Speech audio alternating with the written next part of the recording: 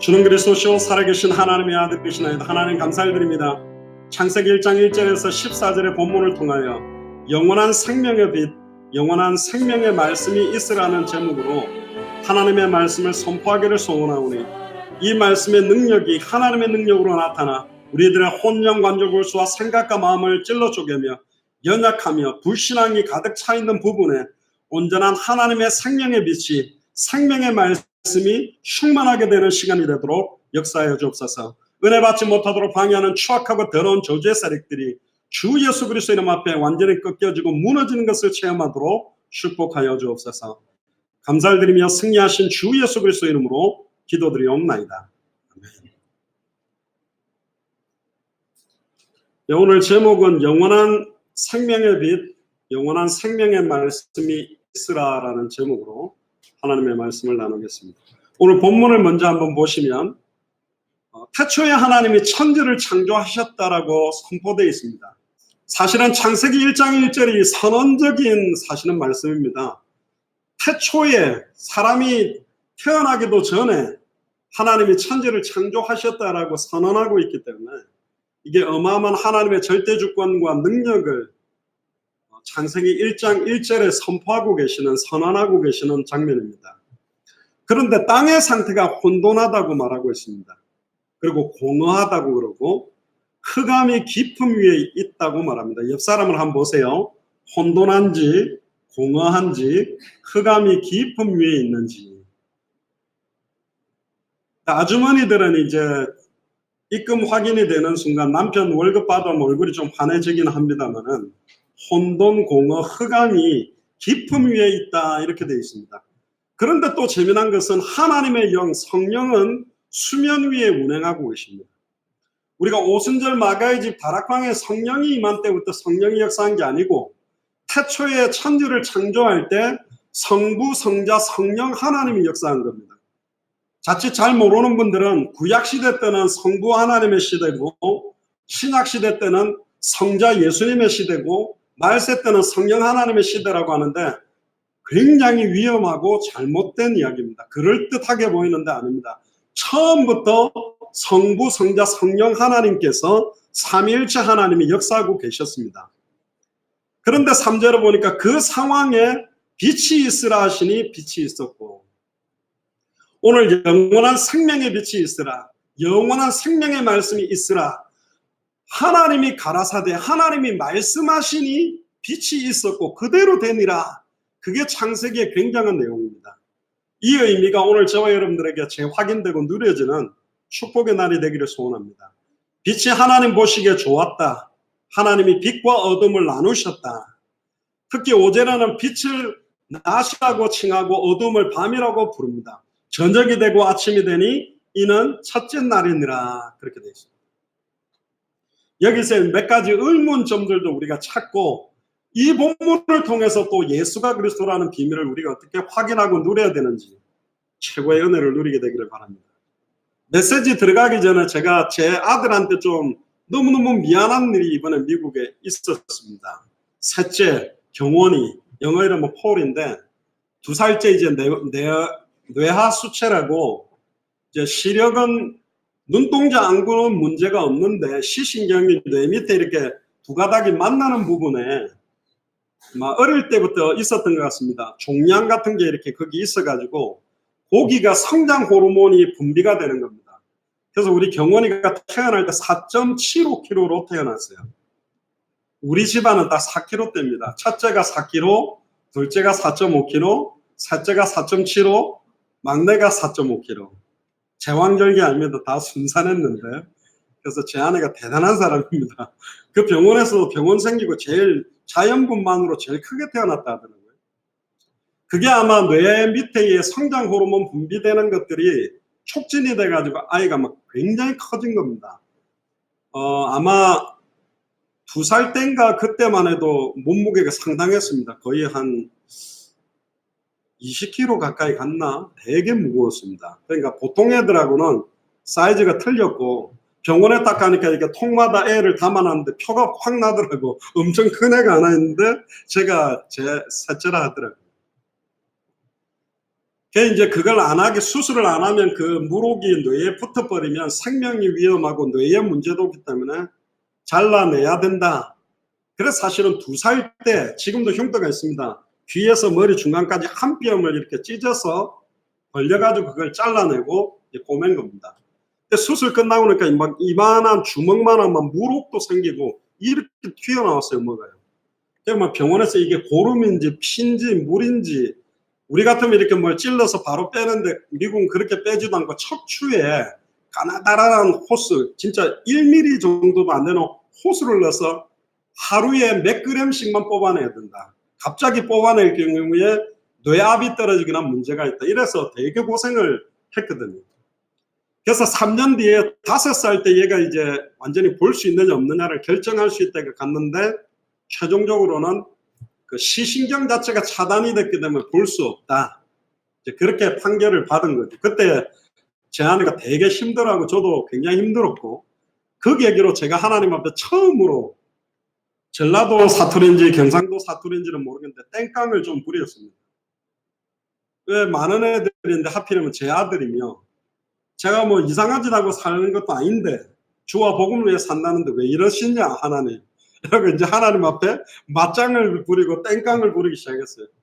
그러니까 이제 부모로서의 본질이 나오더라고요. 제가 터키를 두고 기도했는데 터키 가서 복음 전하다 선교할 테니까 제 아들 눈을 뜨게 해달라.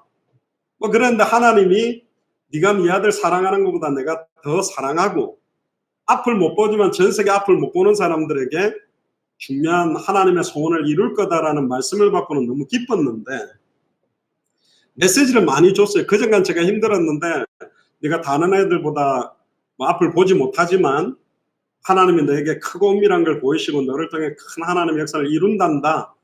그렇게 늘 메시지 눈 뜨고 있어도 이상하게 사는 사람인데 보지 않아도 하나님 너에게 은혜를 줄 거다 그랬는데 이사를 이렇게 뜨고 왔는데요. 이래저래 하다가 이제 제 아내한테 유튜브에 뭔가를 찾은 거예요. 블라인드. 그러니까 전혀 앞을 못 보는 사람들이 현대 과학을 의존해서 어느 정도 형체를 보는 뭔가를 찾은 걸 엄마한테 물었다는 거예요. 아, 그때 너무 미안하더라고요. 내가 눈 감고 나는 게 아니니까. 나는 당장 안 답답하잖아. 내 아들인데도 내 아들의 상황에 대해서 부모가 아빠로서 그게 실감나게 안 다가와 있었던 거죠. 얘는 말씀은 받았지만 당장은 저 혼자 나가서 움직이기가 전혀 불편한 건데. 근데 저는 집에서는 못 느낄 정도예요. 왜? 집에 딱 이제 거리나 위치를 다 알고 있기 때문에 얘가 그냥 다니는데 뭐 눈을 뜨고 있는 건지 감은 건지 느낄 수 없을 정도로 얘가 너무 자연스럽게 움직이니까 저는 그냥 까마득하게 쟤는 평안하게 예수를 그리스도로 알고 믿고 누리니까 행복할 거야. 누리고 있을 거야. 그렇게 내 혼자 생각이지 본인은 늘 답답한 거죠. 안 보이니까. 오늘 갑자기 서론의 이야기를 왜 하느냐. 빛과 어둠에 대한 이야기를 좀 드릴 거기 때문에. 그래서 제 아들한테 몇 번 확인을 했죠. 불을 갖다가 켰다가 껐다가 해보면서 이게 보이냐니까 불빛은 느낀다라고 이야기를 하더라고요. 근데 호주인가 미국에서 어떤 그 안과 전문 거기에서 뭔가를 개발한 게 있어요. 안경인데 안구, 그러니까 시신경을 통하지 않고 안구에다가 칩을 심어가지고 뇌파로, 그러니까 전기 신호를 보내가지고 칼라로 보이지는 않는데 완전히 못 보는 사람이 앞에 이제 뭐가 있다, 물건이 있다, 그 형체를 피해가고 혼자서 이렇게 이동하는 정도까지 이제 이게 왔다라는 그런 유튜브를 얘가 찾아가지고 보여준 거예요. 너무 미안하잖아요. 여러분들은 좀 못 느끼겠죠. 제가 그 링크를 찾아봤다라고 제 아내한테 줬다는 거 딱 듣고는 아 진짜 미안하더라고요. 너무 막 아빠로서 막 쥐구멍이 있으면 들어가고 싶고 얘가 그렇게 불편해하는 걸 조금 완화시킬 수 있는 그 어떤 것도 내가 안 하고 있다라는 것 자체가 아이 미안했거든요. 우리가 눈을 뜨고 다닐 때는 잘 모릅니다. 어떤 연예인 개그맨이 너무 활동을 왕성하게다가 시력을 완전히 잃었는데 몇 달 동안은 술을 먹고 자살 시도를 하고 그랬답니다. 한 40살까지 봤거든요. 근데 이제 앞을 완전히 못 보게 된 그 자괴감이 어마어마하다는 거죠. 지금 우리가 많은 것들을 보고 있는 이런 것들이 어떤 것인지, 또 빛이 얼마나 필요한 건지. 근데 많은 사람들은 이분론을 좋아합니다. 빛은 하나님이고 어둠은 무조건 사단이 아닙니다. 빛과 어둠을 나누신 분이 누구냐면 하나님입니다. 모든 것 또한 하나님의 절대 주권 아래에 있기 때문에 오늘 이 말씀을 통해 영원한 생명의 빛이 뭔가, 영원한 생명의 말씀이 뭔가, 이걸 저와 여러분들이 확인하게 되기를 주의 이름으로 축복합니다. 하나님께서는 빛을 창조하셨습니다. 빛이라는 것은 광원이 있어야 되거든요. 다른 말로 말하면 발광체가 있어야 되잖아요. 여기 전구가 있다면 그 전구에 발광체가 있어야 나올 거 아닙니까? 그런데 여러분들 잘 아시다시피 창세기의 넷째 날에 창조된 큰 광명 태양이 넷째 날에 창조됐는데 첫째 날에 빛이 있어야 하는데 이건 무슨 빛이냐? 태양은 네 번째 날에 만들어졌는데 우리는 보통 빛 그러면 햇볕을 갖다가 중요하다고 생각합니다. 그럼 빛이 햇볕밖에 없느냐? 그렇지 않습니다. 여러분들 개똥벌레 아시죠? 엉덩이가 반짝반짝 빛이 나는데 그거는 태양하고는 전혀 관계없는 빛을 내고 있거든요. 여기서 말하는 빛이 뭐냐? 아직도 태양이 없는 상태에서 나오는 빛이 뭐냐? 태양을 통해서 나오는 빛이 아닙니다. 할렐루야. 태양을 통해서 나오는 빛이 아니라 하나님으로부터 나타나는 빛을 말하는 것입니다. 사실은 이 빛은 하나님의 능력과 신성과 영원한 생명이 들어있는 빛을 창조한 겁니다. 무에서 유를 창조할 수 있는 능력의 빛이 바로 이 창세기 1장에 나오는 첫째 날에 창조된 빛입니다. 근데 한 가지 여러분들이 조심해야 될 게 있습니다. 목사님들도 이 본문을 잘못 사용하는데 첫째 날에 창조된 빛이 바로 예수님이다 그러는데 그렇게 말하면 틀렸습니다. 말은 맞는데 왜 틀리냐? 그러려면 예수님이 피조물이 돼요. 첫째 날에 만들어진 존재가 되는데 아니라니까. 이 빛 또한 누구로부터 나온 빛이에요? 예수 그리스도로부터 나온 빛입니다. 하나님으로부터 나온 빛입니다. 성령 하나님으로부터 나온 빛이에요. 할렐루야. 삼위일체 하나님으로부터 나오는 생명의 근원의 빛을 말하는 빛을 말하는 거예요. 그 창세기 1장에 나오는 첫째 날에 창조한 빛의 의미의 실체가 바로 그리스도다. 그렇게 말해야 됩니다. 그 빛 자체를 예수 그리스도라고 말하면 첫째 날에 창조된 피조물이라고 말을 해야 되기 때문에 틀린 것입니다. 빛의 의미의 실체가 누구냐? 바로 예수 그리스도를 말하는 것입니다. 이 빛은 영원한 생명을 주는 빛입니다. 이 빛이 어떤 빛이며 어떤 능력이 있느냐를 저와 여러분들이 확인해야 되죠. 영원한 하나님께서 흙으로 만들어지게 될 가치 없는 인간에게 영원한 생명을 주어서 영원히 함께 왕노릇하기 위해서 제일 먼저 만들어 놓은 것이 이 빛입니다. 요한복음 1장 9절에 보면 참빛 곧 세상에 와서 각 사람에게 비추는 빛이 있다. 참된 빛이 있다는 겁니다. 제가 그 안양의 그 방범 순찰을 이렇게 하면서 좀 전도문도 열고 하고 있는데 거기 가면 저희 후레쉬를 가지고 다니거든요. 깜깜하고 어두운 곳인데 참 신기한 것은 멀리서도 빛을 딱 비추어서 밝혀버리면요. 어둠과 두려움과 뭔가 다 그냥 일순간에 사라져버려요. 아무리 어두운 곳이라도 빛을 발해버리면. 예전에 제가 있던 교회가 산에 있었는데 산에 올라가다가 여중생이 남자 고등학생 몇 명한테 끌려갖고 산에서 성폭행을 당한 사건이 있었습니다. 난리가 난 겁니다. 교회에서. 그래가지고 가로등을 갖다가 쫙 켜버리니까 다 없어져 버렸어요. 처음에는 흑전사 출신, 해병대 출신, 뭐 UD7 출신, 뭐 무슨 격투기를 배우고 권투를 배운 교역자 평신도들이 2인 1조를 차서 돌아다니면서 애들이 못하게 만들자고 돌아다녀 봤지만 안 끊어졌어요. 그 문제가. 그런데 가로등을 딱 켜가 밝혀버렸는데도 그네들이 그쪽으로 못 오는 거예요. 처음에는 그 무성한 풀을 다 깎아라, 나무를 베자, 허벌판처럼 막 드러나게 만들자. 아니요. 그냥 불만 밝혀버리니까 끝났어요. 할렐루야. 빛의 능력이 가로등의 불빛 하나의 능력도 그렇다니까. 하나만 켜놔도 좋은데 올라가는 길에 여러 개를 갖다가 켜면 어떻게 되겠습니까? 그 안양에 보면 그 위에 무슨 뭐 그 공원 하나가 있어요. 그 탑을 세웠는데 충원탑이 있는데 거기 들어가는데 이 차가 이렇게 세워져 있더라고요. 그 제가 혹시나 요즘은 차 안에서 자살하는 사람들도 있고 연탄 피워가지고 번개탄 피워서 그래서 이제 제가 후레쉬로 그 차 안을 탁 피던 갑자기 남녀 둘이가 벌떡 일어나더니 시동 걸 때문에 왱 도망가더라고요. 손을 잡고 기도를 했나 뭘 했길래 저런 놀래가 도망가느냐 뭘 했는지는 잘 모르겠어요. 여러분들 생각에 맡기겠는데 빛을 비추는 순간 뭔가 음란하고 이상한 분위기들이 갑자기 사라져버려요. 그런데 빛도요 하나만 켜놨을 때하고 점점 등을 갖다가 많이 켜서 환하게 만들면 만들수록 사실은 모든 생각과 마음들이 사실은 달라집니다. 영적 분위기가. 우리가 안양 곳곳마다 서울 곳곳마다 지금 여러분들이 인터넷에 들어와서 깃발을 든다는 것은 하나님으로부터 나오는 생명의 빛을 발하는 그 영적인 빛을 발하는 등을 지금 들어 올린 거예요. 왜 우리가 생명운동, 말씀운동, 제자운동을 상전에 있든지 집에 있든지 하자 집집마다 모든 사도들의 집마다 여러분들의 집마다 여러분들 직장마다 하나님으로부터 나와주는 이 생명의 빛 영원한 생명을 얻게 만드는 이 빛이 발하게 된다면 거기에 역사하는 추악하고 더러운 사탄 마귀 귀신 죄와 저주 흑암운동 공허 불신앙은 다 물러가게 되어 있습니다. 아멘입니까? 그래서 여러분들이 너무너무 소중한 겁니다. 뭐 어떻게 보면 저 뭐야 뭐 한 곳마다 이렇게 뭐 한 분씩 뭐 들어와가 저 뭐 하는 거지 그렇게 볼 수 있느냐? 저는 그렇게 보지 않습니다. 여리고성에 기생 라합 한 사람이 들어올린 생명의 빛 그 붉은 줄 하나 내린 것 때문에 여리고를 하나님이 무너뜨려 버렸거든요. 예레미야 5장 1절에도 예루살렘 거리어기를 빨리 다니면서 하나님의 공의를 행하며 진리를 구하는 사람 한 사람만 나와도 그 성읍을 용서하겠다고 했기 때문에 한 사람을 찾고 있는 것입니다.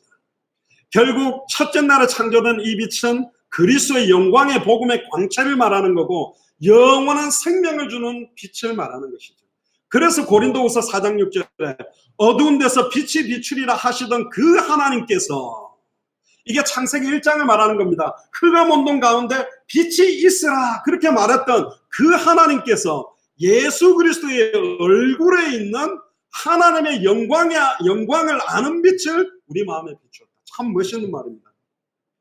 그 하나님께서 예수 그리스도의 얼굴에 있는 하나님의 영광을 아는 빛. 옆 사람 얼굴 한번 보세요. 하나님의 영광을 아는 빛이 우리 얼굴에 나타나는지. 우리 여자분들이 대개 그 피부 미용하는데 많이 가잖아요. 그래가지고 막 얼굴에도 뭐 무슨 신데렐라 마늘 주사, 무슨 양파 주사, 생강 주사, 뭐 별의별 주사를 다 맞는데 솔직히 제가 남자로서 말씀드립니다. 그 맞아가지고 탱탱하게 다니는 분들 자연스럽지 않아요. 남자도 다 합니다. 얼굴에 손을 대거나. 근데 아무 말 안 하는 거예요. 본인은 이제 잔주름이 없어졌다고 기뻐서 막 하는 줄은 모르겠는데 아니에요. 어떤 분 말처럼 멋있게 주름이 생기면 더 멋있습니다. 너무 세월을 역행하지 마시고 복음을 누려서 내 안에서부터 터져나와서 그리스도를 아는 만큼 내 얼굴에 희색이 돌고 얼굴에 빛이 바라게 돼서 그렇게 됐다면 좋은데 인위적으로 종교적인 몸부림을 쳐서 만들어내면요 이게 부작용이 생긴다니까요. 그러니까 늘 탱탱하다가 이 주사를 안 넣으니까 쭈그러지니까 더 비참한 것 같아서 여자분들이 왜 자꾸 화장이 진해지는가? 자신이 없어서 그렇습니다. 이 주름살을 못 보여주겠고 얼굴에 있는 뭐 검버섯 무슨 점 이런 거 물론 조금 빼내고 없애면 약간 깨끗하면 더 나은 것처럼 보이는데 아니라니까요. 그게 거기에 있지 않습니다. 영원한 생명의 빛이 우리 안에 비추어서 흘러넘치면 우리 얼굴의 빛이 드러나는 것입니다. 다시 한 번 더 옆 사람 얼굴을 보세요. 하나님의 영광을 아는 빛이 우리의 얼굴에 있습니까? 그걸 우리 마음에 비추어 주셨다고 말합니다. 오늘 이 시간에 여러분들의 마음속에 이 빛이 임하게 될 때 여러분들 마음속에 있었던 모든 추악하고 더러운 불신앙들 다 떠나가게 될 줄 믿습니다. 옛날에 우리 농들을 이사 간다고 한번 치워보세요. 바닥에 막 그렇게 못 찾았던 뭐가 들어있고 뭐가 나오고 심지어 바퀴벌레들이 난장판을 펼치고 도망가 버리고 바퀴벌레는 빛을 비추는 순간 완전히 다 사라져 버립니다. 불 딱 끄면 엉금엉금 나오죠. 켜면 또 확 사라져요. 이 사탄 마귀 귀신의 세력들이 그렇게 역사하고 있는 겁니다. 그리고 또 재미난 거는 하나님께서 첫째 날에 하늘과 땅만 만들어져 있는 상태에서 땅의 모습이 혼돈하고 공허하고 흑암이 깊은 위에 있는데 아무것도 없는 하늘의 허공에 지구를 홀로 매달아 놨다고 되어 있습니다. 그리고는 넷째 날에 해와 달과 별들을 창조하게 되는데요. 그런데 어떻게 이 지구 우주에다가 이 거대한 지구를 만들었을까? 성경으로 보면 태양이 먼저 만들어졌어요? 지구가 먼저 만들어졌어요? 지구가 먼저 만들어졌어요. 과학자들이 말하는 것하고 정면으로 다른 이야기를 성경은 하고 있습니다. 물론 성경은 과학책은 아닙니다. 그러나 여기 하나님의 놀라운 계획들이 들어있는 건데 그게 뭐냐? 욥기 26장 7절에 보니까 그는 북편 하늘을 허공에 펴시며 땅을 공간에 다셨다 그렇게 표현이 되어 있어요. 영광의 광채, 힘의 원천을 가지고 있는 하나님의 능력의 말씀으로 말씀을 붙들고 있다. 다른 걸로 붙드는 것이 아니라 능력의 말씀으로 말씀으로 만물을 붙드시고 지구를 운행하고 달이 운행되게 만듭니다. 어떤 사람은 태양은 가만히 있고 지구가 돌고 달이 돈다고 그러는데 아니요. 전체적으로 보면 우주 전체가 움직이고 있기 때문에 태양도 움직임이 있는 것입니다. 그래서 태양과 달이 멈춰라고 말했을 때 바보 아니냐? 태양은 가만히 있는데 왜 태양을 멈추라 그래? 아니라니까요. 그게 우리의 생각하고 많은 것들이 다릅니다. 예레미야 31장 35절에 여호와께서 이와 같이 말씀하시니라 그는 해를 낮의 빛으로 주셨고 달과 별들을 밤의 빛으로 정하셨고 바다를 뒤흔들어 그 파도로 소리치게 하나니 그 이름은 만군의 여호와라. 해를 낮의 빛으로 주고 달과 별을 밤의 빛으로 주셨다. 그러나 태양의 빛을 창조한 자가 누구냐? 하나님입니다. 히브리서 1장 3절에 이는 하나님의 영광의 광채시요 그 본체의 형상이시라. 하나님의 영광의 광채가 여기는 누구라고 말합니까? 예수 그리스도입니다. 그 본체의 형상이 누구냐? 예수 그리스도입니다. 그의 능력의 말씀으로 만물을 붙드시며 죄를 정결하게 하는 일을 하시고 높은 곳에 계신 지극히 크신 이의 우편에 앉으셨다. 그 우편에 앉으셨다는 말은 뭡니까? 그러면 여호와 하나님은 중앙에 있고 우편에는 예수 그리스도, 좌편에는 성령 하나님이 계시냐? 아닙니다. 능력의 오른팔로 우리를 붙드신다. 그럼 하나님은 왼팔에 힘이 없냐? 아니라니까요. 이 성경은 인간인 우리가 알아들을 수 있도록 표현한 겁니다. 우편에 있다는 말은 오른쪽이 아니라 하나님의 가장 능력의 자리에 예수님이 계시다는 편이고 오른손이 우리를 붙든다는 말은 가장 힘있는 능력의 힘으로 우리를 붙잡고 있다는 것입니다. 할렐루야. 만물을 붙잡는데 말씀으로 붙잡고 있습니다. 우리를 하나님이 어떻게 붙들고 있다고요? 말씀으로 붙잡고 있다고 합니다. 그러니까 언약의 말씀, 약속 대 약속의 말씀에 따라 우리를 가르치고 깨닫게 하고 생각나게 하고 우리의 인생을 그 말씀을 성취시키는 방향으로 우리를 인도하고 있다는 겁니다. 그래서 하나님의 능력의 말씀은 모든 우주 만물에 영향력을 미치지 않는 곳이 없습니다. 심지어 사탄 마귀 귀신의 역사도 하나님의 능력의 장중 아래에 있습니다. 그래서 구약에 보면 여호와의 부리시는 악신, 하나님이 허락지 않고는 사탄이 함부로 우리를 공격하거나 넘어뜨릴 수 없다라고 표현되어 있습니다. 마귀, 사탄, 귀신은 치외법권적으로 하나님의 능력을 벗어나서 역사하는 게 아니다. 그렇다면 지금 나를 공격하고 있는 모든 사탄 마귀 귀신의 공격과 핍박과 시험과 환난은 하나님의 절대 주권 아래 하나님의 컨트롤 아래에 있다. 아멘입니까? 주권 아래 움직이기 때문에 염려하지 마세요. 바로 왕을 강팍하게 만들고 있는 분도 하나님이고 모세를 보낸 분도 하나님이다. 모든 문제를 허락한 분도 하나님이고 답을 주시는 분도 하나님이고 응답을 주시는 분도 하나님이고 결론으로 승리케 만드는 분도 하나님이다. 그게 우리입니다. 그분이 우리의 아버지요. 그분이 지금 그 생명의 빛을 가지고 내 안에 거하는 겁니다. 그게 우리의 신분입니다. 두려워하지 마세요. 물론 안 두려워하려고 해도 웍하면 놀랄 수는 있는데 회복해야 됩니다. 속으면 안 됩니다. 지금도 성령으로 예수를 그리스도로 알고 믿고 영접한 자 마음속에 영원히 언제든지 완벽하게 한 번도 실수함 없이 인도합니다. 내가 볼 때는 실수요. 내가 볼 때는 원망해야 될 건수가 많아. 왜 내 아들에게, 왜 내 딸에게, 왜 내 환경에게 이런 조건입니까? 하는데 하나님은 그런 환경, 그런 조건, 그런 상황에서 예수님이 그리스도라고 선언하고 증언하고 하나님께 영광 돌리는 그 영광을 받고 싶은 거예요. 불평할 수밖에 없는 자리에서, 죽을 수밖에 없고 망할 수밖에 없는 자리에서도 주는 그리스도시요 살아계신 하나님의 아들이십니다. 예수님은 그리스도입니다. 그게 바로 영원한 생명의 빛이 있으라 이 말이요. 주 예수를 믿으라 그리하면 너와 내 집이 구원을 얻으리라 이 말이 빛이 있으라 똑같은 말입니다. 영원한 생명이 우리에게 임하게 되는 나센 예수 그리스도의 이름으로 명하노니 일어나 걸으라고 선언한 것도 창조주 하나님께서 빛이 있으라고 선언한 것과 똑같습니다. 그 선언을 우리의 입술을 통해 선포하기를 원합니다. 그걸 보고 캐리그마라 그럽니다. 말씀 선포. 설교만 가르치는 게 아닙니다. 전도자들과 평신도 선교사들의 발걸음을 통해서 선포되는 말씀에 그 능력이 깃들어져 있습니다. 특히 그리스도 안에는 모든 지혜 지식의 보화가 다 감춰져 있어요. 그래서 로마서 11장 33절에 깊도다 하나님의 지혜와 지식에 부요하며 그의 판단은 측량치 못할 것이다. 그 넓이와 높이와 깊이가 어마어마한 겁니다. 제가 금요 메시지에도 그렇게 말씀드렸습니다. 예수가 그리스도라는 단어가 그렇게 그냥 예수는 그리스도, 기름 부음 받은 자, 참선자, 침례자, 참원 그게 하는 게 아닙니다.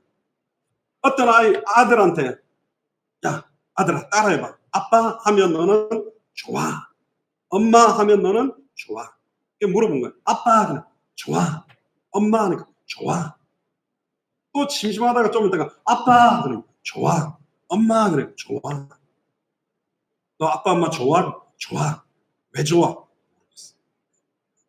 아빠 좋아, 엄마 좋아를 가르쳤거든. 우리 옛날에 그렇게 예수님 구조를 예수님 어디 계셔? 아이고 그렇지 이 안에 여기 톡톡톡 이거 치는 게 아니고 심지어 어떤 꼬마는 예수님 어디 있어 그랬더니 갑자기 남자애가 윗도리를 탁 올리더니 손가락을 배꼽에다가 딱 꽂더니 여기 그러더라고요. 배꼽 안에 있대 예수님이. 그러니까 걔는 예수님이 내 안에 있기 때문에 밥을 먹는데 계속 물을 말아서 먹더래요. 그리고 너 왜 갑자기 계속 물을 말아서 먹는가? 뜨거운 밥이 넘어가면 예수님이 뜨거 할 거니까 물에다가 식혀서 먹는다니. 그러니까 엄마가 지혜로운 엄마가 이놈아 그래도 뜨거운 밥을 예수님이 머리에 콱 맞는 게 낫지 물을 말아가 먹으면 막 밥풀에다가 물까지 떨어지니까 예수님이 더 힘들지 않겠나. 그러니까 그 뒤로 물 안 말아먹고 이렇게 안 말아먹고 그냥 맨밥을 먹었대요. 아이들이 생각하는 식으로 예수님이 어디? 배 두들기 먹으면 영접한 겁니까? 아니요. 예수가 그리스도라는 의미가 뭐며 그분이 나와 함께 한다는 의미를 알아야 되는데 그걸 모른다. 예수는 그리스도 귀에 못 박히도록 들었는데 제발 목사님 더 이상 하지 마세요. 영도에서 만난 한 친구 지금 신앙생활도 안 하고 하나님 원망하고 사는 애 안 돼요. 예수를 그리스도라고. 아닙니다. 지금 그 이야기를 하는 게 아니에요. 풀과 채소와 나무는 셋째 날에 만드셨죠. 근데 재미난 거는 태양은 넷째 날이거든요. 우리가 아는 상식으로는 풀과 채소와 과목이 자라는 데는 반드시 태양빛이 필요하고 광합성을 해야 되는데 어떻게 풀이나 나무를 먼저 만들었을까? 아닙니다. 태양빛으로 자라나는 것이 아니라 식물이 자라고 식물이 존재하게 하는 힘도 하나님으로부터 나오는 빛에 있다는 겁니다. 할렐루야.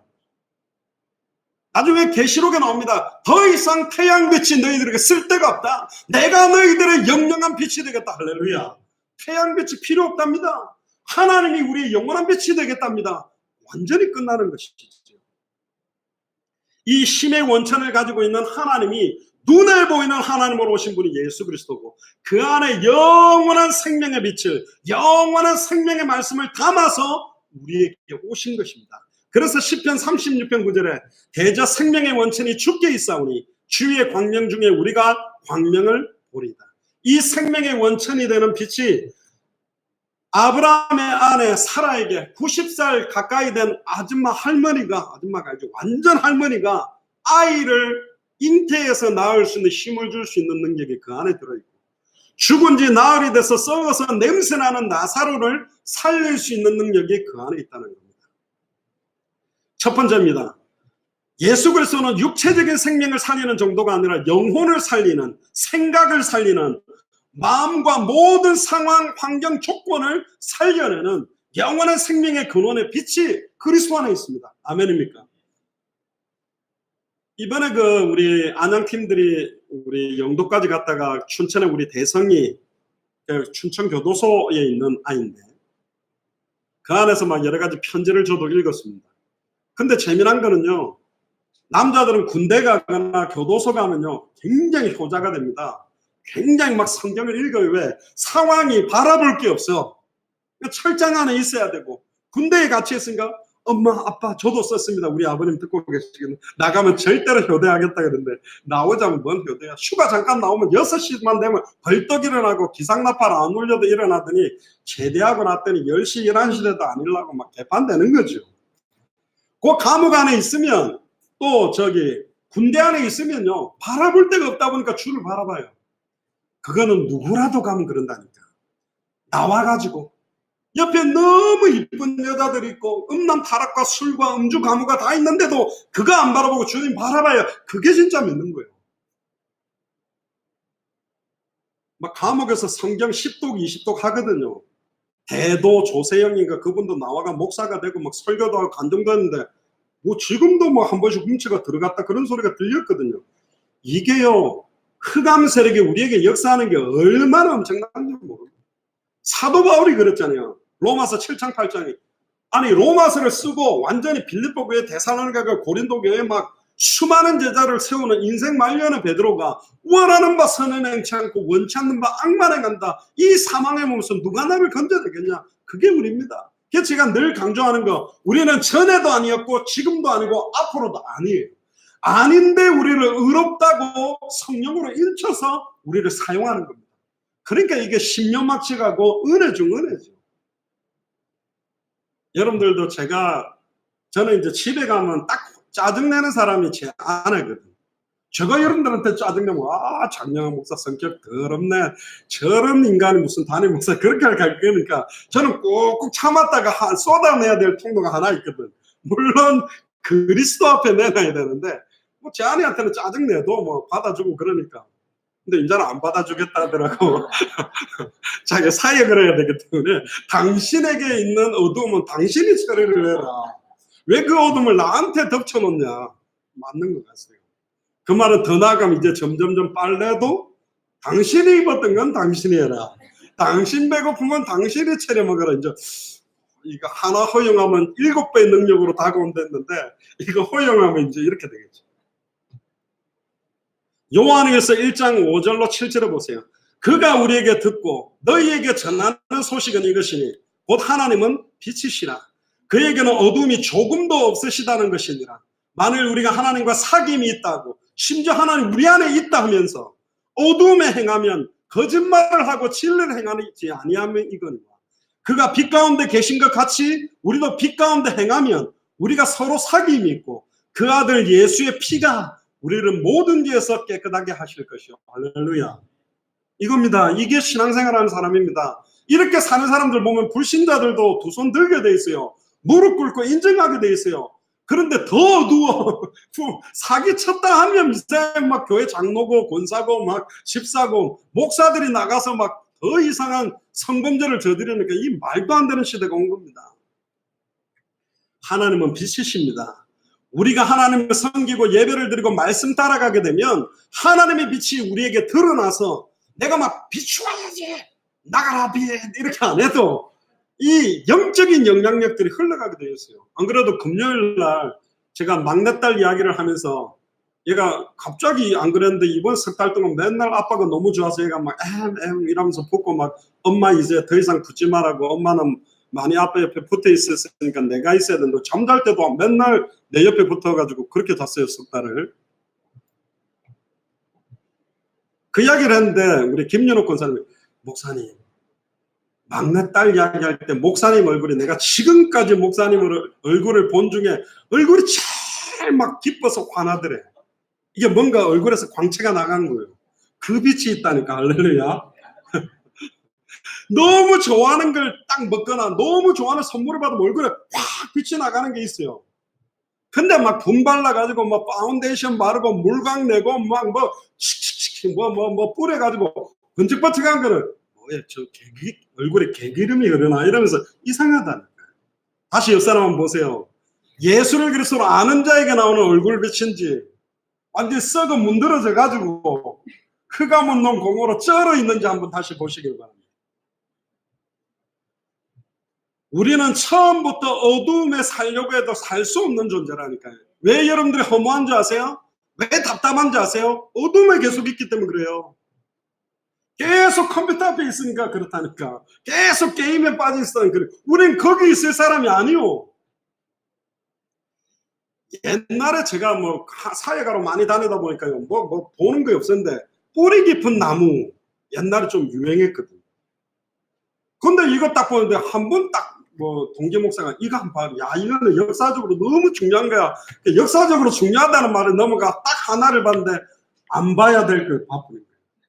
이놈은 그 PD들하고 드라마 만들어서 얼마나 잘 만든 결정적일 때 딱 끊어보거든. 아이고 미치겠네. 이게 2화를 봐야 돼. 3화를 봐야 돼.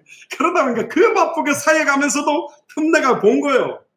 심지어 제가 미국에 가서도 그걸 이제 목욕탕에다가 몸을 담가놓고 의자를 당겨가 컴퓨터는 나의 목자시니 내가 부족함이 없으리로다 딱 갖다 놓고 떡 들어놓아가지고 딱 하고 있는데 제 아내가 참다가 목욕탕 물을 빵 차고 들이 야바 그러더라고요. 왜 내가 뭐 목 딱 내놓고 뿌리 깊은 나무 보다가 뿌리고 뭐 하여튼 완전 죽을 뻔했어요. 땡깡을 치고 깜짝 놀랐다니까.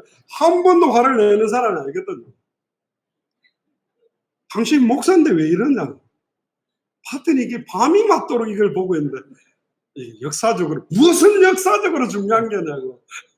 그때 제가 제 아내를 통해 어마어마한 천둥벼락 같은 하나님의 음성을 들었습니다. 이게요, 저는 뭘 하나 시작하면 끝을 봐야 되기 때문에 그래서 뭘 손대지는 않습니다. 뭘 하나 시작하면 끝장을 낼 때까지 가야 되기 때문에 복음으로 전도로 그러니까 저는 마태복음 24장 14절의 끝을 보고 가고 있습니다. 할렐루야.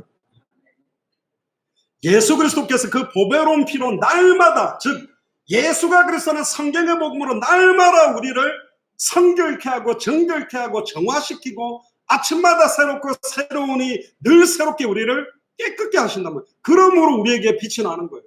옛날에 우리 명절 때 제 어릴 때만 해도 무릎하고 이 팔꿈치 때가 껴가 손에 터가지고 때가 껴가지고 명절 되면 그 때 벗긴다고 워낙 오래 놔뒀다가 벗겨놓으니까 살이 막 찢어지고 피가 나고 그래도 막 긁어냈거든.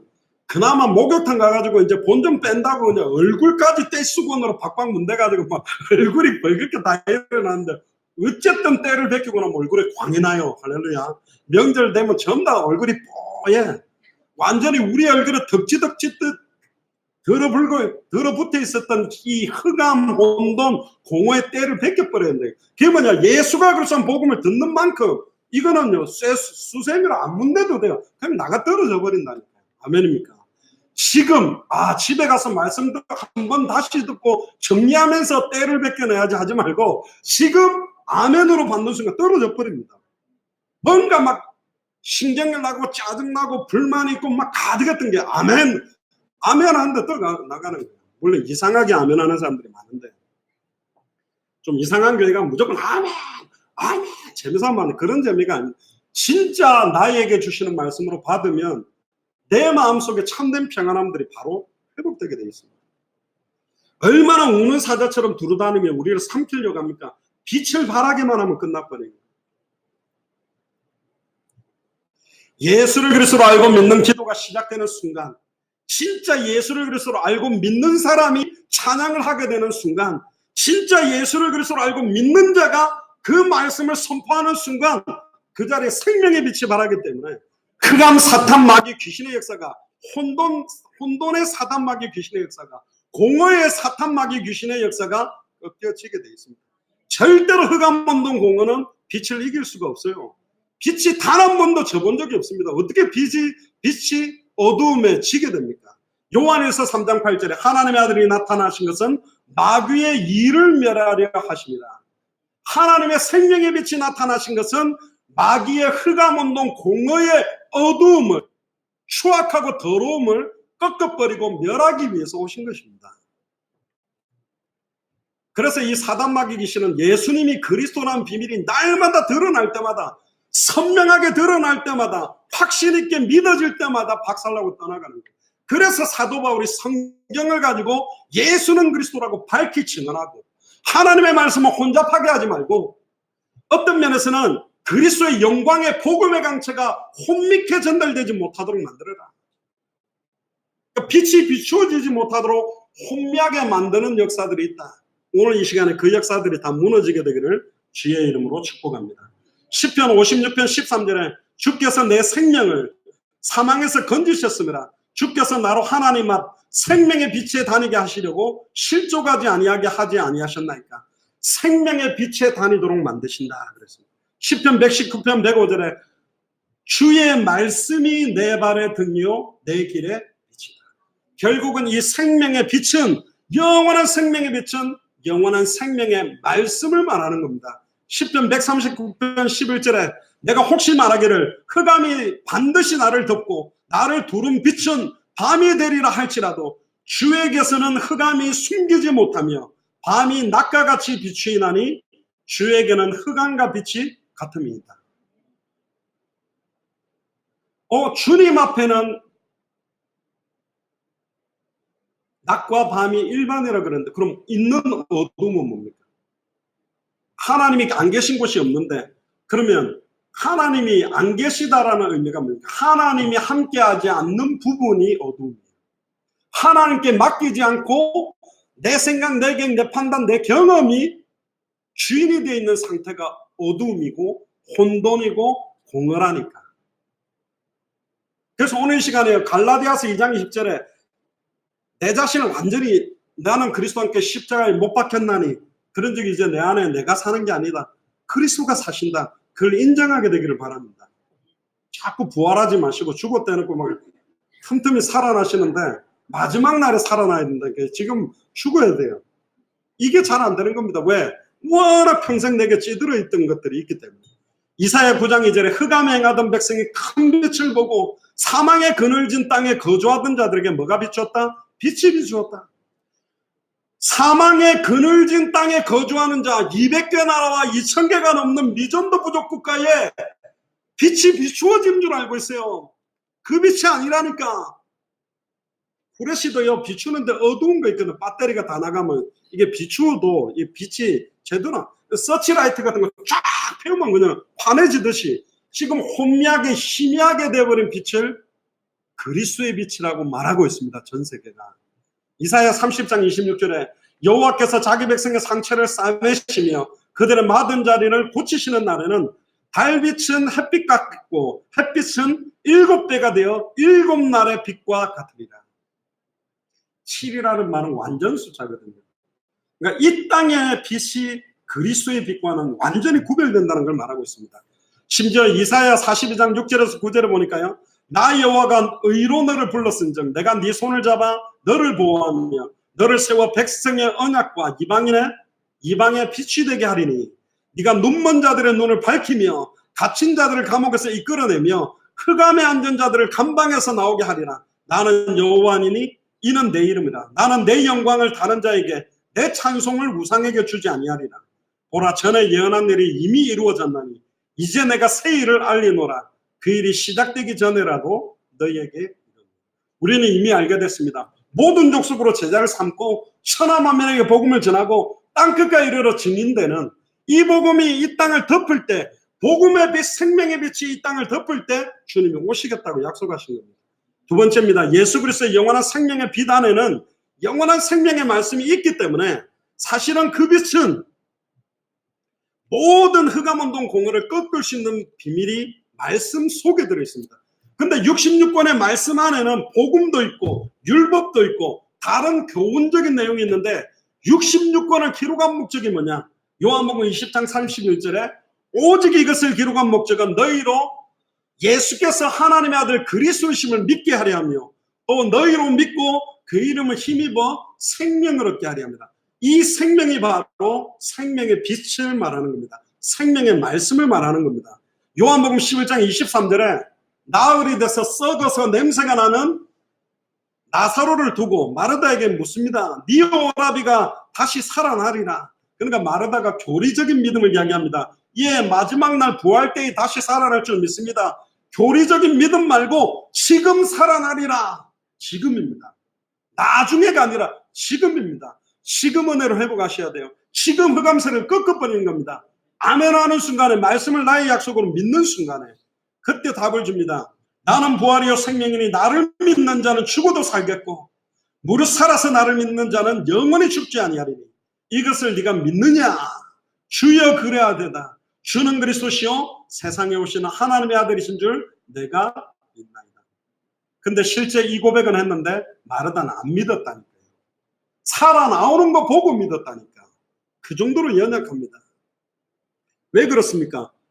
부활이라는 것은 인간에게 있는 것이 아닙니다. 전적으로 예수 그리스도가 첫 번째 부활이요. 그 이후부터 우리도 그 부활에 동참하게 되는 거거든요. 요한복음 1장 1절부터 14절에 보세요. 태초에 말씀이 계시니라 이 말씀이 하나님과 함께 계셨으니 이 말씀이 곧 하나님이시다. 그가 태초에 하나님과 함께 계셨고 태초에 하나님이 천지를 창조할 때 함께 계셨고 만물이 그로 말미암아 지은 바 되었으니 지은 것이 하나도 그가 없이는 된 것이 없다. 그러면 그가 누구예요? 예수 그리스도가 누구라는 거예요? 창조주입니다. 창조주의 빛입니다. 이 생명이, 그 안에는 생명이 있는데 이 생명은 사람들의 빛이라. 빛이 어둠을 비치되 어둠이 깨닫지 못하더라. 복음을 선포해도 예수가 그산 복음의, 성경의 복음의 빛을 비추어도 아무나 깨닫지 못합니다. 그래서 비밀입니다. 만세와 만대로부터 감춰온 비밀이에요. 그러면서 뒤에 요한 이야기를 하죠. 세례 요한.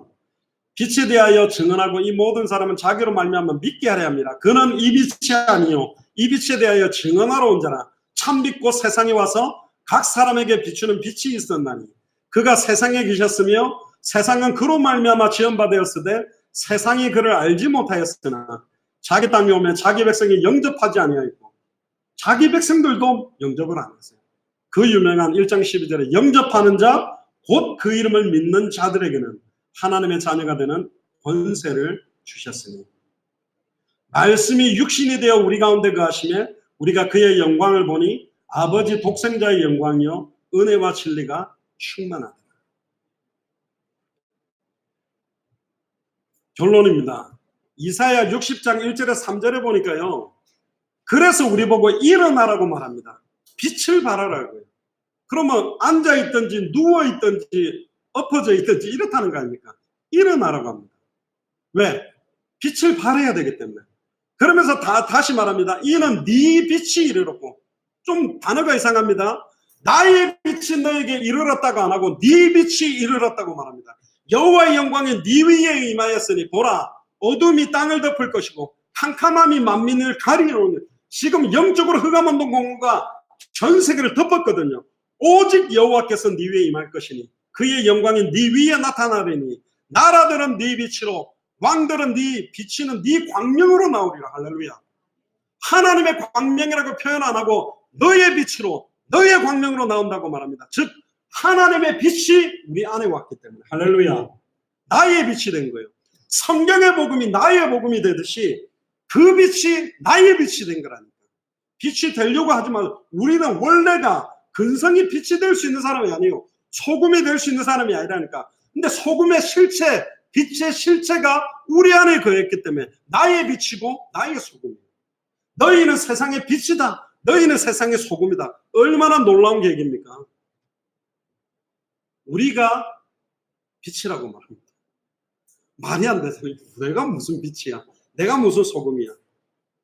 예수가 그리스도라는 성경의 복음이 나의 복음이다 되는 순간 나의 복음으로 역사하는 것처럼 하나님께서는 그 모든 것을 사람에게 비추어 줄 참빛을 우리 마음에 비추었다. 그래서 어둠 속에 있는 사람들에게 비추는 참빛이 바로 예수 그리스도입니다. 예레미야도 그런 이야기를 합니다. 예레미야 4장 22절 23절에 내 백성은 나를 알지 못하고 우준한 자여 지각이 없는 미련한 자식이다. 내가 땅을 본즉 혼돈하고 공허하며 하늘을 우러러본즉 거기 빛이 없다. 혼돈 가운데 빛이 있으라고 명령한 그분이 이제는 우리 속에 들어오셔서 우리에게 명령하고 계십니다. 내 말을 네 입에 두었으니 내가 너를 누구에게 보내든지 너는 가며 무엇을 명령하든지 이 생명의 빛의 말씀을 선포해라.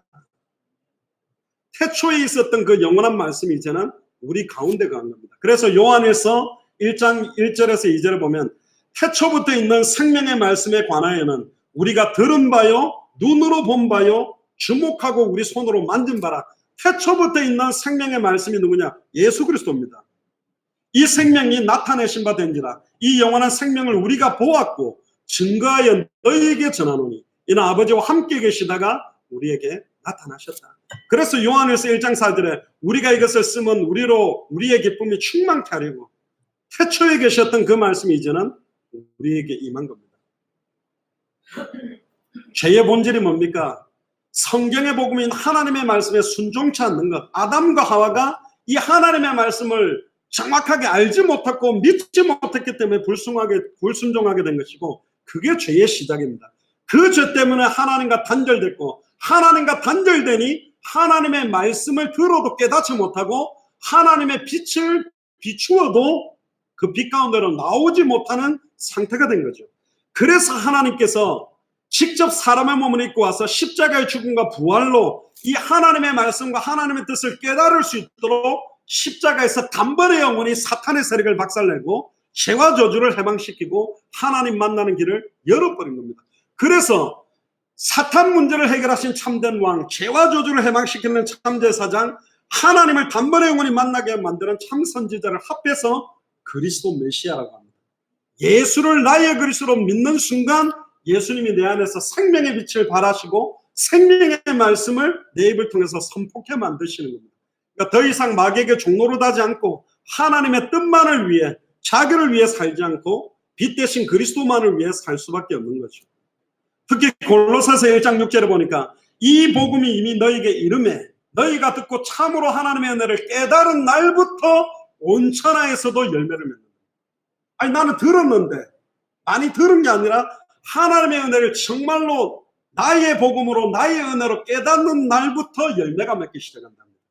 그래서 계시록 22장 1절에 5절에 보니까 천국을 묘사하면서 이런 이야기를 합니다.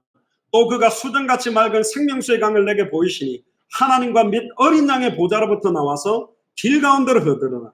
강 좌우에 생명나무가 있어 12가지 열매를 맺되 달마다 그 열매를 맺고 에덴 동산에서는 생명나무와 선악을 알게 하는 나무가 있었는데 천국에서는 선악을 알게 하는 나무를 없애버리고 생명나무를 두셨습니다. 그리고 하나님과 그 어린 양의 보좌가 그 가운데 있으리니 그의 종들이 그를 섬기며 그의 얼굴을 볼 터이요 그의 이름도 그들의 이마에 있으리라. 그러면서 중요한 말씀이 나옵니다. 다시 밤이 없겠고 등불과 햇볕이 쓸데없으니 이는 주 하나님이 그들에게 빛이심이라. 그들이 세세토록 왕노릇하리라. 할렐루야. 예수를 그리스도로 믿는 자에게는 밤이 없답니다. 이거는 날밤 새라 이 말이 아닙니다. 어둠이 없다는 겁니다. 어둠에 가는데 거기는 낮이 되는 것이고 어둠으로 가는데 그건 빛이 충만하게 돼버리기 때문에 어둠이 없답니다. 다시는 밤이 없겠고 등불도 햇빛도 필요 없다. 주 하나님이 그들에게 비치겠다. 할렐루야. 그 약속대로 우리 안에 계십니다. 그래서 요한복음 8장 12절에 나는 세상의 빛이니 나를 따르는 자는 어둠에 다니지 아니하고 생명의 빛을 얻으리라. 그러면서 요한복음 9장 5절에 재밌는 말씀을 합니다. 내가 세상에 있는 동안은 세상의 빛이다. 예수님이 육신을 입고 있는 동안에는 세상의 빛이지만 예수님이 승천하고 성령으로 우리 안에 거하는 순간부터 마태복음 5장 14절 16절에 너희가 이제는 세상의 빛이다. 산 위에 있는 동네가 숨기우지 못하리라. 사람이 등불을 켜서 말 아래 두지 아니하고 등경 위에 두나니 이러므로 집안 모든 사람에게 비추듯이 여러분들 가문에 여러분들 지역에 대한민국에 200개 나라와 2000개가 넘는 미전도 부족 국가에 이같이 너희의 빛이 사람 앞에 빛이여 그들로 너희 착한 행실을 보고 하늘에 계신 너희 하나님께 영광을 돌리게 만들어라. 착한 행실은 뭡니까? 옷 벗어주고 윤리도덕 아닙니다. 지난번에도 제가 미국에 말씀드렸잖아요. 목마른 사람들에게 물 퍼주고 우물 퍼주는 것도 좋지만 그거는 잠시 다시 목마릅니다. 영원히 목마르지 아니하는 영생수의 복음을 전해줘야 되고 겉옷을 좁은들 잠시 해결은 되겠지만 그리스도로 옷 입도록 도와야 되고 빵을 주는 것도 좋지만 생명의 떡 말씀을 전해주는 것이 가장 착한 행실이고 단번에 오니 하나님을 만나게 하는 것보다 더 착한 행실은 없습니다.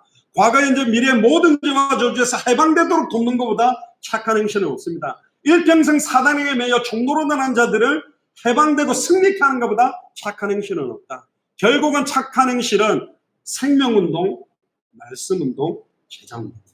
예수가 그리스도라는 영원한 생명의 빛, 생명의 말씀을 증언하는 것보다 더 착한 일은 없어요. 저와 여러분들은 이것 때문에 모였고 이것 때문에 우리가 예배드립니다.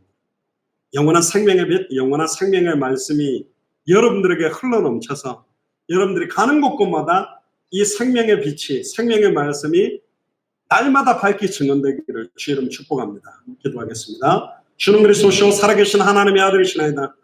하나님 감사합니다. 영원한 생명의 빛, 영원한 생명의 말씀이 있으라는 이 선언이 주는 그리스도시요 살아계신 하나님의 아들이시나이다. 주 예수를 믿으라. 그래야만 너와 내 집이 구원을 얻으리라. 내가 곧 길이요 진리요 생명이니 나로 말미암 천가는 아버지께로 올 자가 없느니라. 천하의 구원 얻을 다른 이름이 없습니다라는 원세계 복음이 증언되는 것이 이 영원한 생명의 빛을 비추는 것이며 영원한 생명의 말씀을 증언하는 것인 줄을 믿습니다. 우리 입을 통해서 변질되거나 섞인 복음이 아닌, 섞인 빛깔이 아닌 원색적인 생명의 빛을 바라며 원색적인 생명의 말씀을 증언하는데 우리의 남은 생을 온전히 드리도록 축복하여 주옵소서. 감사를 드리며 승리하신 주 예수 그리스도 이름으로 기도드리옵나이다.